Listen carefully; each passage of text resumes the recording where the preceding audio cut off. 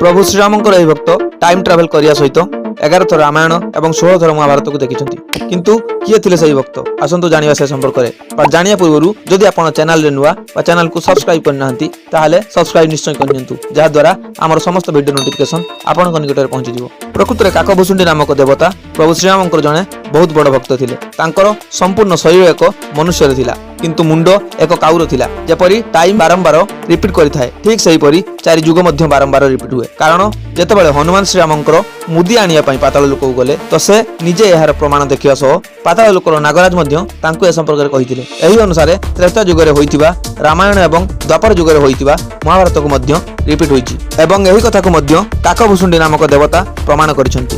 प्रकृत में काकभूषुंडी को एक वरदान मिलिथिला तेणु से समय चक्रु मुक्त थिले अर्थात से टाइम ट्रावेल करि पारुथिले। एमिति कुआ जाय कि काकभूषुंडी रामायण को 11 थर एवं महाभारत को 16 थर हेबार देखिथिले। केवल एतिक नुहे परंतु प्रत्येक थर रामायण एवं महाभारत शेष मध्य अलग अलग हेउथिला। आश्चर्यर कथा है कि एक रामायण रे माता सीता ही रावणर वध करथिले तो संपूर्ण विश्व आज ही टाइम ट्रावेल संपर्क में जानिबा को पाइला। किंतु ए संपर्क में समस्त कथा आम पुराना ग्रंथ तथा पुराण रे पूर्वरु लेखा जाइथिला। ए संपर्क में आपनक मत कोन निश्चय कमेंट बॉक्स रे कमेंट करंतु। जदि वीडियो भल लागछि वीडियो को लाइक करी चैनल को सब्सक्राइब करंतु। धन्यवाद। जय श्री राम।